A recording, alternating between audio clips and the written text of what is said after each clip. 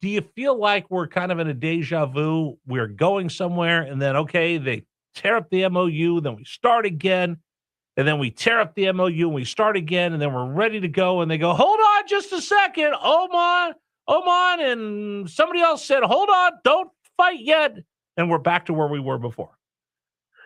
Yeah, it's well, so obviously there's so much we don't know. We're not in the room. We don't know what's happening behind the scenes. But look, the other piece of all of this, first of all, of course, the administration still does have time on its hands to do what it needs to do. And I know that phrase won't have too much life as the months pass, but that's still the case. But the other part is this is such a big issue. And it's not just regional, it's global. And so what I think is also part of this is the coalition building effort. You want to make that strike and whatever happens next successful, but you also want to make sure the day after is in a good place. And that requires a lot of trust building, all these types of behind the scenes efforts with partners who, some of which are fully on board, some of which still need, to be held hands with, and moved along. And so I suspect, again, with no visibility, I think that's a piece of it, which I think is the right way to proceed.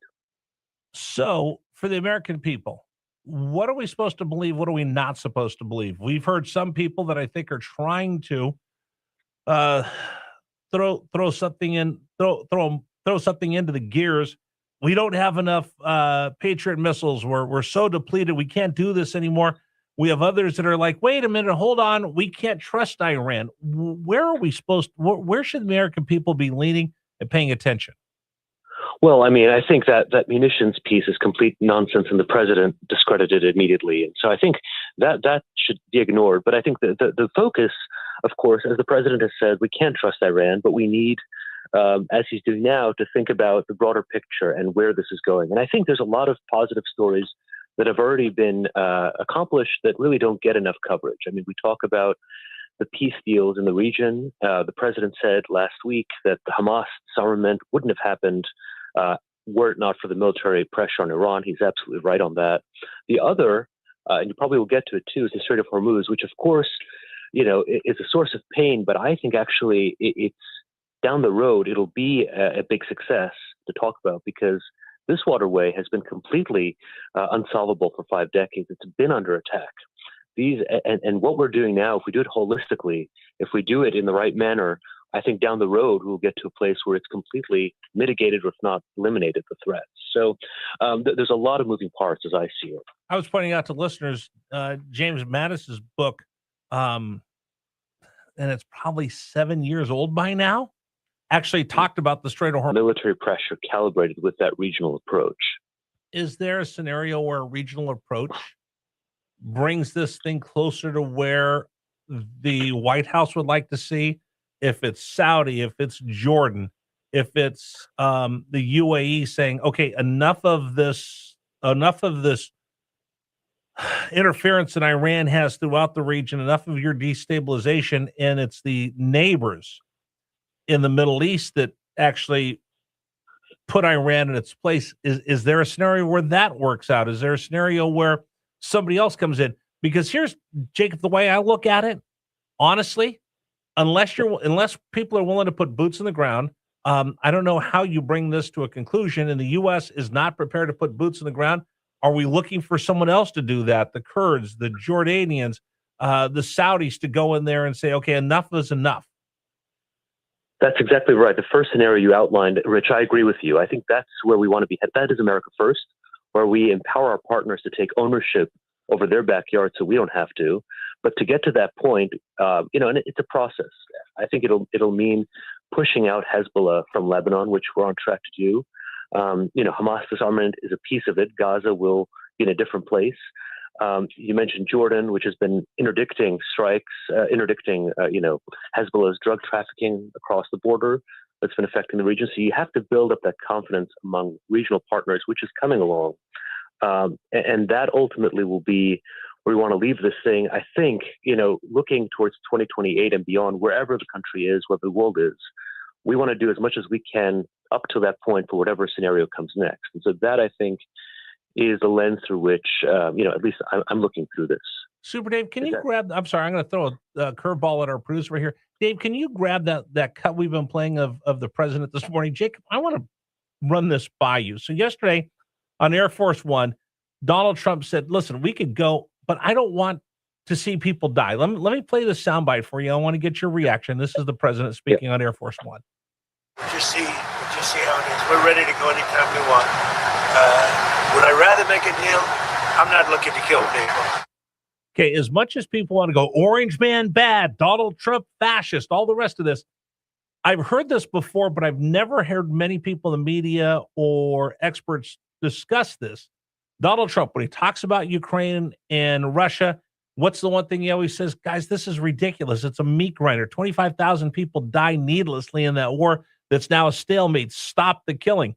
He says this right here on the precipice of another wave of attacks on Iran after they killed U.S. servicemen and continue to harass ships. But he says, I don't want to see people die.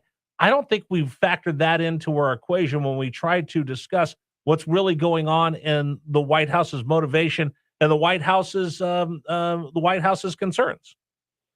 I think that's exactly right. Look, it's no question our military is the most powerful, the most lethal in the world. It can do anything. We've seen that just in the last 2 years.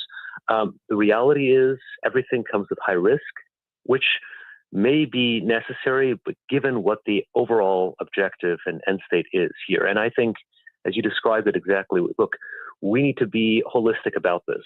And I think part of that is thinking about the broader context in which these operations will take place. We have sent the message to our partners back in Midnight Hammer and Epic Fury that we're serious about the threat from Iran.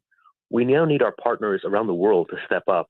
You know, this is much a story about Europe's failures, it's a little bit of a divert, but, you know. Oh, no, 100%. They're sitting on the sidelines watching everybody else. But that's the whole thing. They sit in the spot. Right. They sit on the sideline. They're the ones who need the oil out of there.